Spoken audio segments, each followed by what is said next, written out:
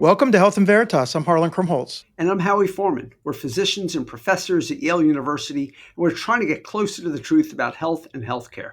Our guest today is Dr. Ryan Schwarz. But first, we like to check in on current or hot topics in health and healthcare. And Harlan, hit it off. You like to check in, don't you, Howie? Well, I do. I love to respond. Let me give you a couple quick hits, and then there's one main thing I want to talk about. Yeah. So quick hits. So we have a new director of the NIH, and we have a new commissioner of the FDA. So I'm eager to see what's going to happen now that the leadership is in place, and hopeful that wise decisions will be made. But holding with bated breath to kind of see now, because they are at least on the surface very qualified people. They are both professors. They're both practitioners. Well, I don't think Jay is. So let me just say this, Fou. Yeah. We've changed the definition of what qualified means in the sense that it used to mean that you had run large organizations, that you had spent maybe some time in that organization. Yeah. No, that's true. But they're smart, accomplished people. That's what I mean. Who have, no science. So, I mean, I think the bar has changed, and this isn't to diminish them at all, but I do know in the past when names were raised, one of the first things people would ask is, well, have they ever run a complex bureaucracy? Have they ever had These are two huge organizations. This is not like a small little business here. Highly regulated, especially on the FDA side, of course, but also the NIH. I mean, there's a lot of regulations that oversee, what they can and can't do, at least historically. So, this is part of seeing what happens if Mr. Smith goes to Washington. You've got good people. I believe both are good people, and they're accomplished people and smart people, but not with the experience in bureaucracy. I think that some of this idea is that, bring people in who aren't of the system and see what they can do. So I'm eager to hear that. So that's the first thing. I don't know if you have hopes about it. No, I think the only thing that I would add to that is that I do believe that both of them are well-meaning. I'm just concerned about, in both cases, they have been historic skeptics, and skeptics can be really good. Let's say this. They're not on the record as saying the organization shouldn't exist, which in some of the other organizations where people have become leaders, they have said that. That's right. So anyway, we'll see. I mean, like I said, I like to remain hopefully optimistic. Let's see what happens. The second thing was, you and I both saw a headline this week that said NHS England is being abolished. Yeah. And, I think we both did a turn on that. Of course, there's an NHS Scotland, NHS Wales, NHS Northern Ireland, but NHS England is the big kahuna. That's the National Health Service. That's the health, the administrative. And it's not going away. I mean, the headline sort of made it sound worse than it is. That's right. How so people have seen this. It's actually not meaning that the National Health Service is being abolished, but they are reorganizing. This may sound familiar to people in the U.S. They are reorganizing the administrative oversight and management in the hopes of gaining efficiencies, so that this is really about the organizational piece, not about that. So, but some people might have seen that. That was one thing when I first saw it. I thought, what the heck? But it's really about inside baseball, about how they're managing the system. That's helpful to clarify. Okay, my third thing, this is the thing I want to talk about a little bit more, is that this week there was a critical development in health technology and consumer privacy. That was the bankruptcy filing of the genetic testing giant 23andMe. So, of course, this is an organization, a company that was once hailed as revolutionary. Their collapse really is a cautionary tale about this intersection of technology, privacy, ambition, and market realities. It was founded in 2006. Hard to believe it's been almost 20 years ago that Yale graduate, and Wojcicki, founded 23andMe. And really, and as a force of nature, I've had the pleasure of meeting her a couple times. I visited 23andMe maybe 10 or 15 years ago and talked to her there. And, she had an impressive vision, to empower consumers by providing affordable access to their genetic data and really to democratize genetics. I mean, this is, was at the very beginning of the consumerism movement in healthcare. So, she was really leveraging off of that. And, the testing kits went from nearly $1,000 down to about $99, and it really transformed how people understood their ancestry and health risks. But this journey, this very ambitious journey, faced significant hurdles over the years, including ethical controversies. There was regulatory setbacks from the FDA. Most notably, there was a massive cybersecurity breach in 2023 that compromised personal data of nearly 7 million customers. You may remember that. There was Yes. this whole thing about people identifying Ashkenazi Jews that hit close to home. According to industry analysts, it was really all these things were just headwinds, but it was really about investor impatience and really a steady decline in stock value that ultimately led to this Chapter 11 bankruptcy filing. And you may be noticing on the web, but lots of people were saying, what's going to happen to the data? And the California Attorney General, Rob Bonta, has issued an urgent consumer alert advising individuals to invoke their privacy rights and delete their genetic data from 23andMe and just have them destroy any stored samples. Senator Bill Cassidy emphasized similar concerns. And, there's this proposed Genomic Data Protection Act where people are saying, like, this company has this. That the cost of the company, which at one time was valued at market cap of maybe $6 billion, is said to be around 20 million now. But that means somebody could swoop in and for $20 million acquire all of this data. You could ask what the value is, but for people whose own genetic data is within this repository, they may have some concerns. And who's going to get it? What's going to be their issues? Anne has stepped down now as CEO. She has expressed an intention to bid to reacquire the company. Her story is very intertwined with this. I know that she's very emotionally tied to this. And like I said, it's about a vision, about her hope of seeing this. And I have a lot of respect for what she's doing. So, this is a lot of lessons around innovation, privacy, corporate accountability, and what I think still is a good idea, but somehow still has yet to be achieved. I know. Have you been following this story? Have any thoughts about it? I mean, look, good ideas are not necessarily good companies, and even good companies are not necessarily explosively valued. This in a very short amount of time. I mean, if company came into existence 19 years ago, as you pointed out, but it only went public like a year ago or a year and a half ago. It was a very short amount of time it went public, and that's when it had the $6 billion valuation. Today, real time, $15 million valuation. I mean, it's down to 15. 15. I mean, maybe you and I should bid. Right. No, I joke with people that it's affordable for people. Like if you could get the shares, it would be affordable to get. The problem is it's burning so much cash so quickly that even if you magically could buy it, let's say you could buy it for $25 million. Yeah, you're buying all the liabilities. Right. You have to be able to come up with at least another $200 or $300 million just to create a runway so they don't run out of money by the end of this year. So there's a lot there. And as you point out, the risks right now are enormous. I'm a user. I signed up for it several years ago, and they offered these kits to physicians for free. I have followed it as a curiosity. Wait a minute, I didn't get that deal. Well, you should have. You should have. This is why you have to talk to me more often. Talk to him. But and it's been fascinating for me. I've learned a lot from it. Some of it's just curiosity. Some of it is the ancestry.com component of it, where I'm discovering cousins that I hadn't been in touch with in a long time. There are fun parts of it. She never figured out, or they never figured out, the business model. How are they going to make money? Is it a company that's trying to help develop new pharmaceuticals? Is it a networking company? Is it a company that, as you said, is democratizing people's control of their own genetic information? It's not clear. It's still not clear. And like you said, we should all hope that companies like this thrive because the innovation is valuable to all of us. But right now, I think the risk is much higher than any, outcome benefit. Yeah. And sending good thoughts to Anne. It's hard for entrepreneurs so deeply invested. 100%. Tried so hard, and she's in the difficult straits. So is the company with an idea that was ahead of its time, got very popular. But gosh, this has got to be a devastating blow. Dr. Ryan Schwarz is an internal medicine and pediatrics physician who currently serves as the chief of the Office of Accountable Care and Behavioral Health at MassHealth, Massachusetts Medicaid and CHIP program.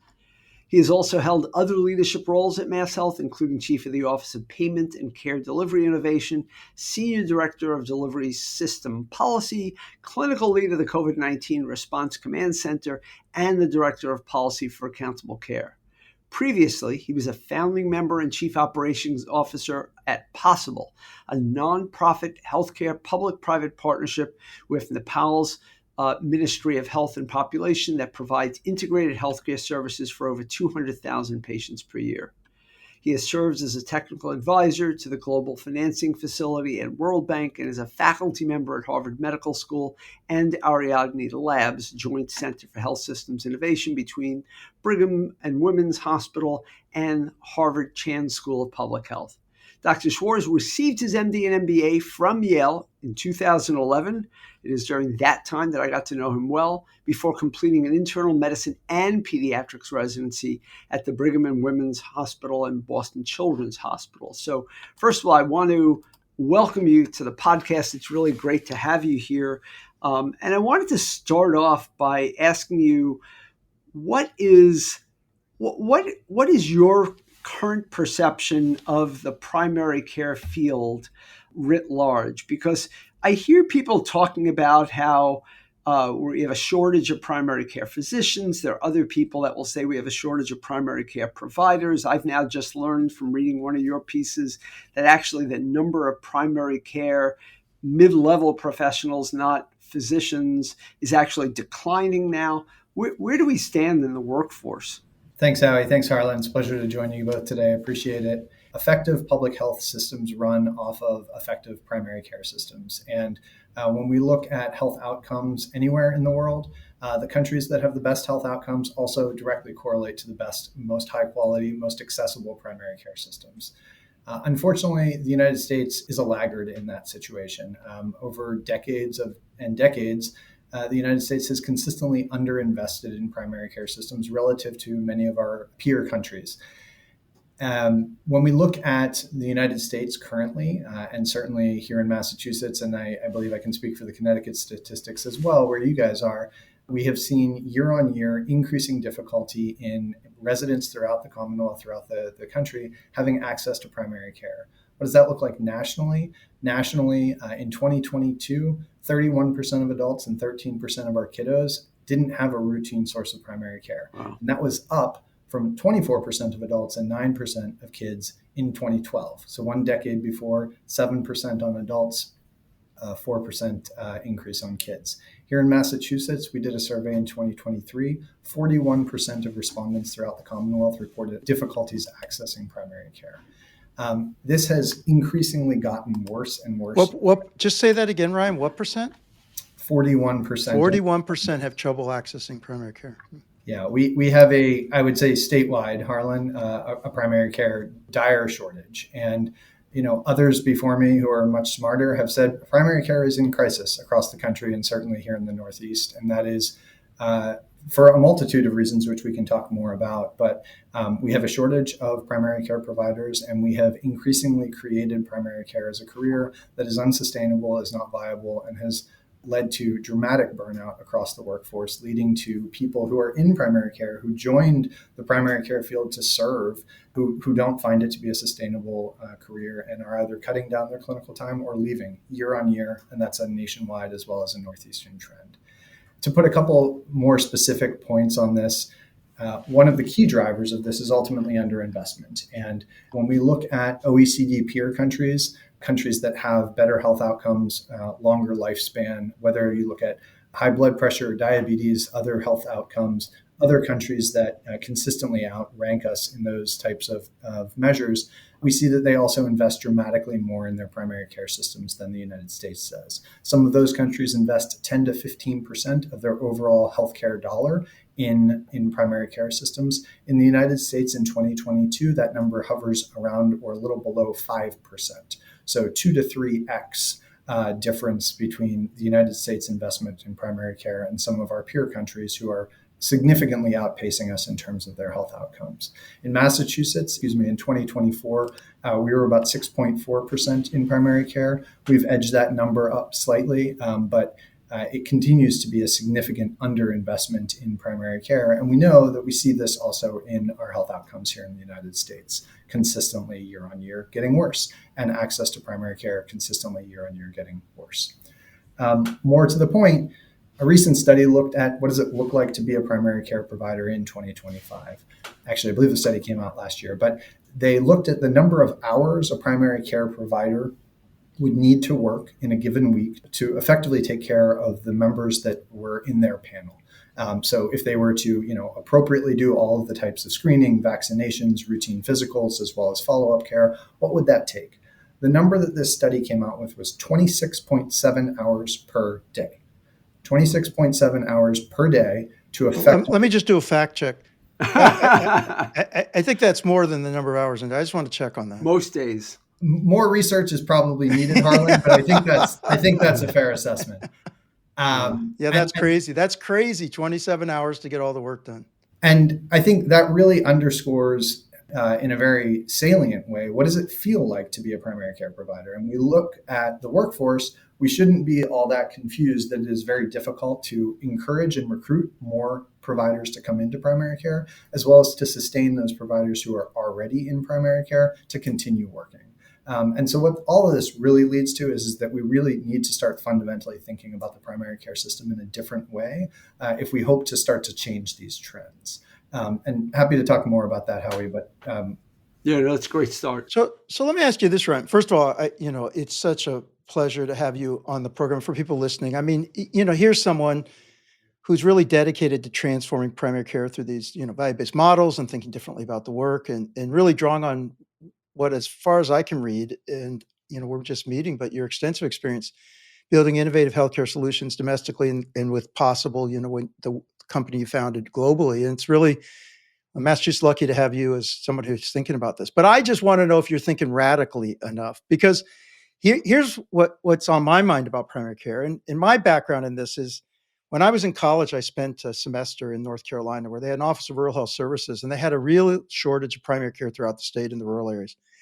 And there's a guy by the name of Glenn Pickard at the University of North Carolina who started the very first physician assistants and nurse practitioner programs and recognized that a high percentage of what's being done in primary care could be routinized. It could be algorithm based. And then, of course, there's a very important part of primary care that really is more complex, needs a lot of things. But if you think about primary care, there's issues around navigation, there's issue around coordination, and there's an issue around, for a lot of people, this algorithm-based care, which is what led to the minute clinics and other things trying to leverage this, largely unsuccessfully so far, but that way. And now what you've got AI coming in, you've got the capacity to actually elevate people from their level of training to even a bit of a higher level to what they're capable of doing, and to be able to automate a lot of the functions that are traditionally reside within primary care. But shouldn't we be trying to develop an entirely different model about how we're going to deliver this care? Because as we know, there's just been the match. Primary care, again, is failing to attract people. The work itself is hard, as you're suggesting. The payment is not competitive to how it gets for sitting in a dark room and not having to even talk to any patients and can garner with that. And should we be just thinking completely differently about how we're going to organize this and not really depend on the traditional models, let alone the payment models changing, the value-based care? But I mean, to what extent are you thinking that that's a way forward here? Yeah, thanks, Harlan. I think you're absolutely spot on. And I think if we keep doing the same thing, we should expect the same results, which is a continued decline in the primary care workforce and our ability as a population to actually get good health care. I can talk a little bit about what I think some of the key drivers are, and then just as a foil, what we've been thinking about in Massachusetts. And what you think it could look like in 10 years, as opposed to just continuing to have this same conversation in a decade. Yeah. So I think you've named a couple of things that are really important, but just to elevate and kind of call out. One, we have a workforce problem. And when we think about workforce, I normally divide that into two buckets. We have a pipeline problem, which is the people coming into the workforce, and we have a workforce retention problem, which is once someone has committed their career to primary care, these are the people that they genuinely want to be here. They want to serve patients day in and day out. We need to be able to identify ways to support them to make that career viable, sustainable, and most importantly, joyful. People don't go into primary care because they're looking for money. That is not, they become interventional cardiologists or they go to Wall Street. People go to primary care because they want to serve, but we need to be able to make that career sustainable and actually joyful so that they can do their job. And Harlan, you talked a lot about what we generally think of as integrated team-based care. And I think this is absolutely what they were talking about in North Carolina that you were referencing, and a lot of where I think we need to go in the next I mean, you said 10 years. I would say we need to start this work yesterday, and we really need to be there in 5 years. What does that look like? Well, the first thing that we need to start doing is we need to get that 26.7 number down to a actually viable number. We could debate until the cows come home what that number actually looks like. But most importantly, we need to increase investment in primary care so we can build supports around the primary care provider so that 26.7 number comes down to a reasonable number. But more importantly, when we think about it from a patient perspective, from someone who is walking into a primary care clinic, that they are getting the right care at the right place at the right time in an accessible way. What does that mean practically? What is that going to look like? Well, first off, you already mentioned nurse practitioners and physicians associates. Absolutely, we need more of those in primary care. And there's good evidence to demonstrate that, especially for chronic disease management, there's excellent evidence to show that NPs and PAs can provide very effective care in the same way that MDs or DOs can. But it also isn't just about NPs and PAs. It's about behavioral health workers. It's about community health workers. It's about care managers. It's about care coordinators that can wrap around a primary care provider in a team-based approach such that the primary care provider is a quarterback, so to speak, and can help direct the care and focus on some of the most complicated health needs, advanced kidney disease, advanced congestive heart failure, but routine blood pressure management, routine diabetes management, a lot of that can be done as a team. Diabetes nurse educators are an evidence-based driven and well-proven asset in a primary care team that can help primary care providers really provide additional wraparound services to help their patients achieve better health outcomes. That's, I think, what the care model needs to move towards, is that team-based integrated approach and what you were referring to in North Carolina. But there's one key challenge there, which is the way we pay for primary care completely disincentivizes and frankly, doesn't make feasible or possible that type of a care delivery system right now. And so in Massachusetts, this is really where a lot of our focus has been.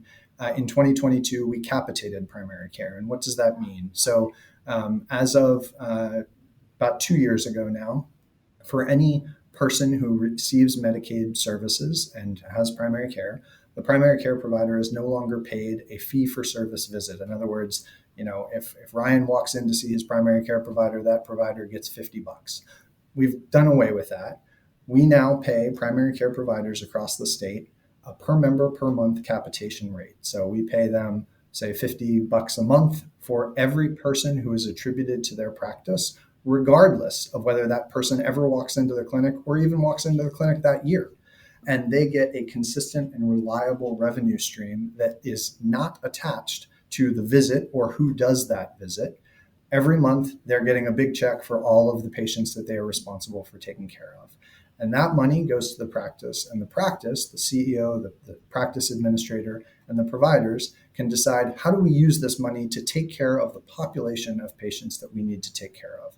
Right care, right place, right time. How do we think about moving away from the MD as the only person who gets paid and therefore needs to see all of the visits, to we have a bucket of money that we know reliably every first week of the month we're going to get a check. We can balance payroll off of that. We can plan our budgets for the next year, and we can hire maybe some community health workers, maybe a licensed clinical social worker to do some behavioral health management, maybe a diabetes nurse educator to help our diabetes patients. And none of those people need to worry about billing fee for service in this model. They instead need to focus on, how do we achieve the optimal health outcomes for the patient population that we are responsible for. We're getting close to the end. You've been so generous with your time. It's great to hear all this. I want to hear whether or not now at the end you've got optimism for where we're going. These challenges and headwinds are substantial. The uncertainty in the current environment is high. We have spent more and more money every year in healthcare without evidence of a return for the health in the U.S., at least for the last decade. Let me ask it like this. What gives you optimism for the future that we're going to be able to solve these problems? I remain very optimistic, and I frequently think that if those of us who are in healthcare or those of us who are in public service aren't optimistic, we're not doing our job.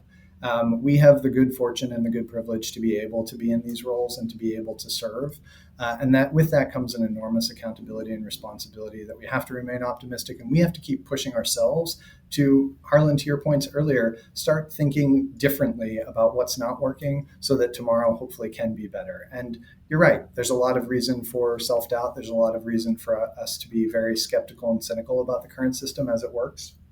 And we would be doing every patient we serve a disservice if we weren't optimistic and continuing to push ourselves to make the system tomorrow much better than it is today. I want to just echo Harlan in saying thank you so much for joining us and giving us the time, and also just being very generous with the many, many students, both medical students and others who we have sent your way over the years. You are a great mentor, as well as a clinician and leader. It's such a pleasure to meet the people that he's mentored over the years and see how well everyone's doing. Well, Howie will leave a legacy of literally hundreds and thousands of people that he has helped build our careers for, and I think it is people like Howie that help us remain optimistic. Yeah, Save that for the eulogy. He's a rare bird. He's a rare bird. It's all right, great good to see you. Thank you so much. Ryan. Thank you. It's a pleasure. That was a terrific interview with Ryan Schwarz. But now to arguably one of my favorite parts of the show, Howie Foreman. Howie, what's on your mind this week? So last week we talked about med school admissions, and I promised we'd give an update on the match. So last Friday was the official release of match results for the Yale medical students. How timely. We can figure out what did happen with primary care. Exactly. So, for most medical students around the country, and actually a lot of other physicians around the country, it is an exciting time. And even in a time of sort of instant gratification of logging onto websites, this one generally occurs in a communal setting with medical students congregating and collecting their residency match all together. And I think most of our listeners understand that our medical students are, for the most part, bound by this matching process to a single program as a result of about a 6-month process that ultimately leads to programs and students ranking their choices to maximize outcomes for both. And to the best that I can count, Yale, I think we have about 84 people matched this year. And I want to just give a few notable findings from Yale's match, and then I'll just talk more generally. Number one, 23 people are going into internal medicine, and one of those is doing, as Ryan did, a combined medicine and pediatrics residency. Only 3 more people in total are going into pediatrics from Yale. Only 3 are going into general surgery, and only 1 is going into family practice. Again, primary care is not the top of people's list. 16 are going into highly selective surgical subspecialties, 4 dermatology, 5 ophthalmology, 9 anesthesiology.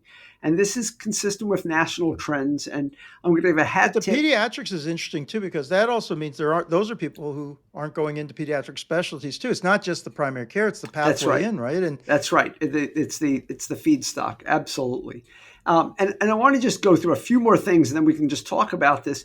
Brian Carmody is a nephrologist at Eastern Virginia Medical School who does a really good job summarizing this stuff throughout the year, and particularly this time. So some of what I'm giving you comes from him, but some of it I've just gleaned from the match results.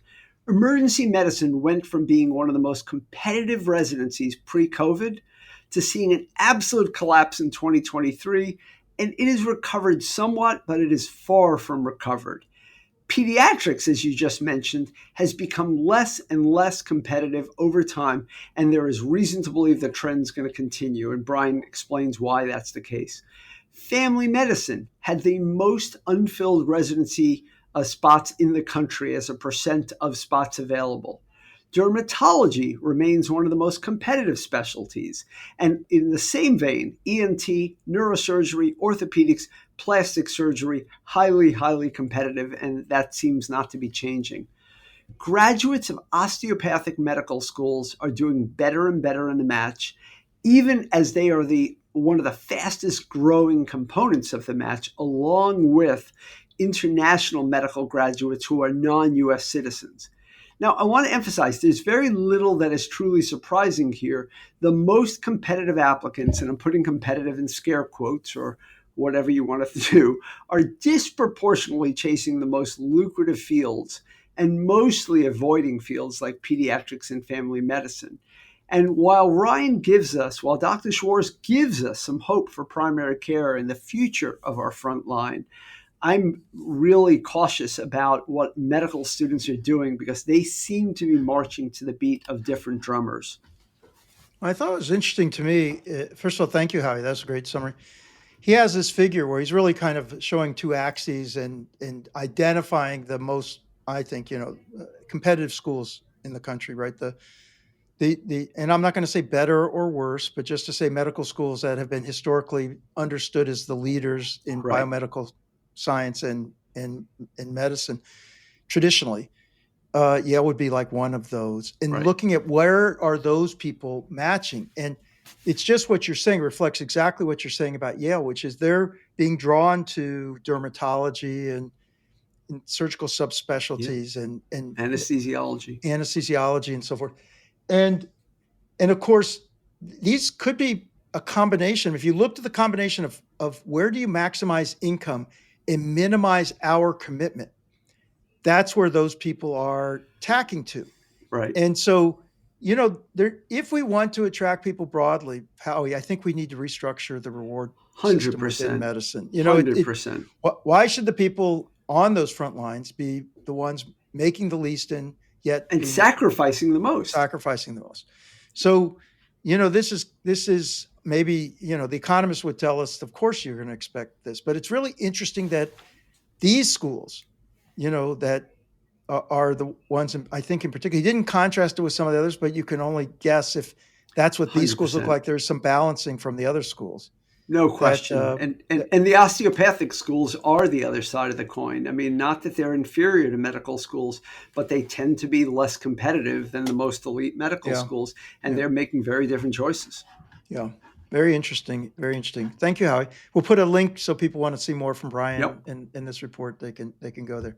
You've been listening to Health and Veritas with Harlan Krumholtz and Howie Foreman. So how did we do? To give us your feedback or to keep the conversation going, email us at health.veritas@yale.edu or follow us on any of social media, including Blue Sky and LinkedIn. Absolutely. We want to hear your feedback, questions. Reach out to us. We always enjoy that. And we're always trying to get better. So if you got a suggestion for us to get better, please let us know.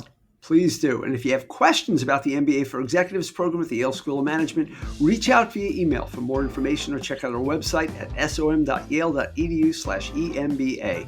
Health and Veritas is produced with the Yale School of Management, the Yale School of Public Health. Thanks to our fabulous researchers, Inez Gil and Sophia Stump and Tobias Liu. Tobias is with us today, did an amazing job helping us prepare for this one. And to our producer, the wonderful Miranda Schaefer. Talk to you soon, Howie. We are grateful. Talk to you soon, Harlan. Thank you.